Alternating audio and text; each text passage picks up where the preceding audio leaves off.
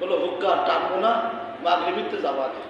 তার মানে ও জোরও পড়া লাগবে না, আসরও পড়া লাগবে না, মানে ও ফাজিল কম না। আল্লাহ অপেক্ষা করলাম, আল্লাহ যদি তোর বাঁচা রেখে তাহলে মাগরিবি পড়। সকালবেলায় বললাম মাগরিব ইশা পড়ে কোনো মনে ছিল না। তার মানে সালাম রাখলে শান্তি হয় না, কথা বলে না। এই সালামটা তার বুঝতে হবে। ওর নাম আছে ওয়াজ করতেছে, ও তো নিজেও জানে না যে ওর নামে কত বরকত আছে। নামটা তো ওর না, নাম কার? আল্লাহ। যে কথাটা বলতেছিলাম,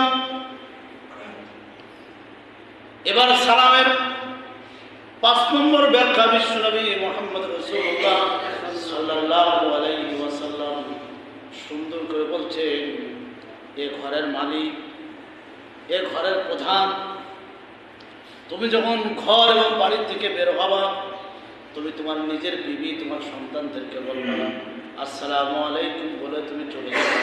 তুমি যখন সালাম দিবা, আল্লাহ তাআলা 4টা দায়িত্ব তোমার জন্য পালন করবে। একবার চিন্তাই করুন, সুবহানাল্লাহ, কয়টা দায়িত্ব পালন করবে? 1 2 3 4।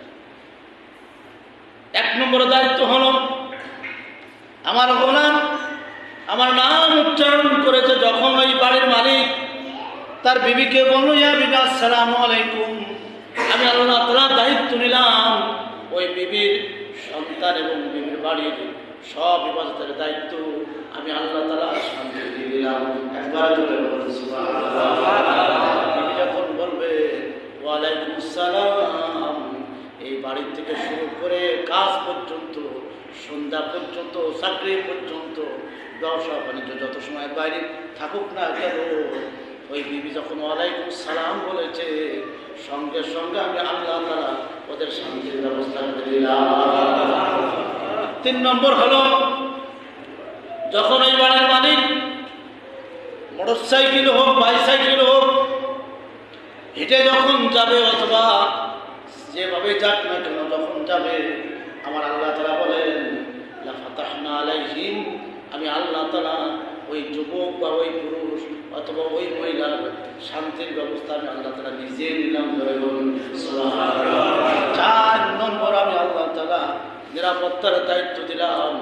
সন্ত্রাসী, পকেটমার আর সাদাবাজ কোনোদিন ওকে লুণ্ঠন করতে পারবে না, ওরে কষ্ট দিতে পারবে না।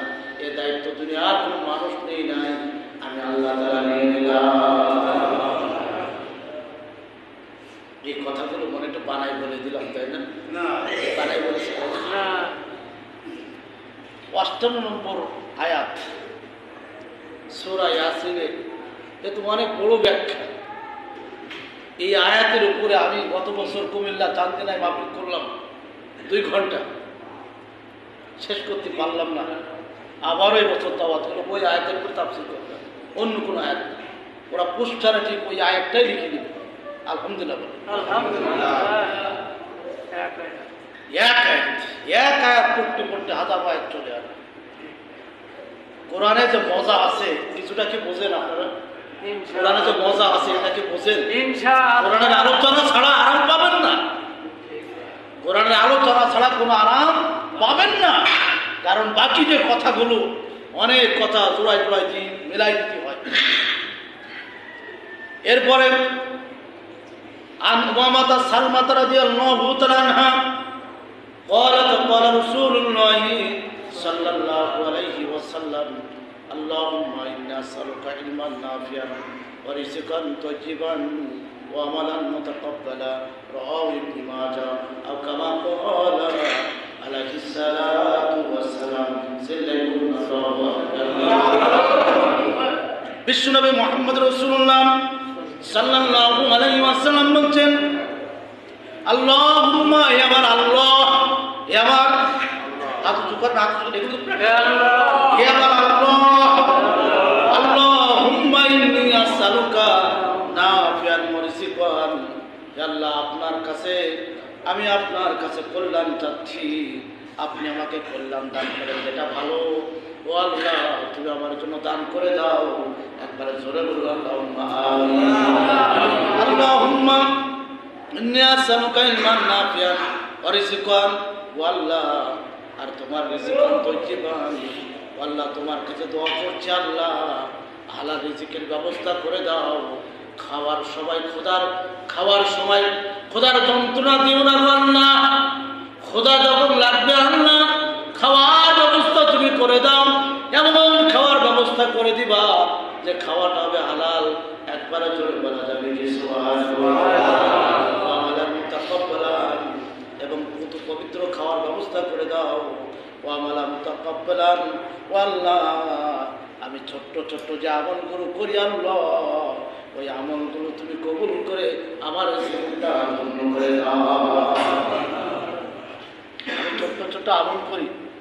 আমি চার দোকানে যে আমার এক বাবাকে একটা চা দিতে, আমি চার দোকানে যে সবার কথা বলছি, আমরা চার দোকানে যে একটা মানুষটা আদর করলাম, আমি হঠাৎ করে দেখা হলো আমার বড় ভাইকে একটু শ্রদ্ধা করলাম, আমার বাবাদের সাথে দেখা হলো একটু সম্মান করলাম, অনেকদিন পরে মায়ের সাথে দেখা হলো মাকে জড়াই ধরলাম, বললাম আল্লাহ এই ছোট্ট ছোট্ট আমলগুলো তুমি কবুল করো। আল্লাহ বলেন কবুল করে দাও। ছোট্ট ছোট্ট আমল। আমি মসজিদে বসে আছি, কোনো কথা বলছি না, আমি নম্র ভদ্রভাবে বসে আছি। আল্লাহ এটা তুমি কবুল করে দাও, যা তোর তাকদির আমি আল্লাহ ভালো করে দিলাম। সুবহানাল্লাহ বলবেন। আল্লাহ তাকদির ভালো করতে পারে না, কথা পারে ইনশাআল্লাহ। এটা হলো এই দোয়া। ইবনে মাজাহ শরীফের হাদিস, আপনার হাদিসটা অত্যন্ত সহিহ হাদিস, 925 নম্বর হাদিস ইবনে মাজাহ। তাহলে আল্লাহ তাআলা যদি পবিত্র রিজিকের ব্যবস্থা করে দেয়, পবিত্র রিজিক যারা খাবে নিশ্চয়ই তারা জান্নাতে যাবে। কথা বলা, খাওয়ার ভিতরে তো হারাম ঢোকানো 80%, খাওয়ার ভিতরে হারাম ঢোকানো 80%। একটি কথা মনে রাখবেন, ছোট্ট একটা আমলের কথা খুব খেয়াল করেন। গরু, ছাগল, মুরগি, ভেড়া, পোলট্রি মুরগি, ব্রয়লার মুরগি, কক বলেন, যা বলেন না, বিসমিল্লাহ বলে যদি জবাই না করে তাহলে ওই পশু খাওয়া হচ্ছে হারাম। ওই পশু কি হারাম? আমি বলিনি, আল্লাহ বলেছে। 8 নম্বর পারা 2 নম্বর পৃষ্ঠা 3 নম্বর প্রথম লাইনে আল্লাহ তাআলা শুরু করেছে। 8 নম্বর পারা 2 নম্বর পৃষ্ঠা। তাহলে এবার একটা প্রশ্ন, যে কাঁচা বাড়িতে পোলট্রি জমি করে তাহলে কি খাওয়া যায়? ছেলেমেলে কাঁচা মারে না, মাল কাঁচা মারে, কাঁচা মাথা সব দেখা যায়। তাহলে এই পোলট্রি কি খাওয়া যায়?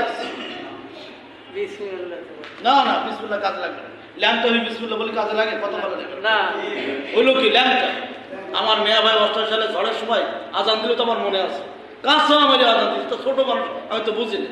প্রিন্সিপাল ভাই বলে আজান হয়ে যদি ভাই কাঁচা নামা পুজো করে আজান দেবে, কোনো ভাই ঝড় তো বলো ঝড়টা থাকলে তার তোর আজান দরকার।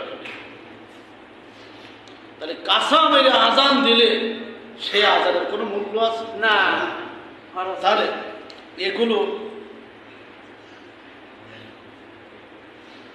এগুলো হচ্ছে সিস্টেমের বাইরে যাওয়ার সুযোগ নাই। একজন 2 রাকাত নামাজ 1 ঘন্টা ধরে পড়ল, আর একজন 2 রাকাত নামাজ 4 মিনিট ধরে পড়ল। 1 ঘন্টা ধরে একজন 2 রাকাত নামাজ পড়লো কিন্তু উযু করে নাই, আর একজন 2 রাকাত নামাজ 4 মিনিট ধরে পড়েছে, তিনি উযু করেছে। এর ভিতরে সেরা কি? উযু। আর যে 1 ঘন্টা ধরে পড়েছে কাফের হয়ে গেছে। বিনা উযুতে নামাজ পড়ে যে সে কি হয়? কাফের। জোরে বলেন কি? কাফের। এর কোনো দাগ চিহ্ন নেই, এক চান্সে কাফের। নাউযুবিল্লাহ। এক চান্সে কি বলেন তো? কাফের। কুফরি করলো, আল্লাহ তাআলার বিধানকে ঢেকে রাখলো।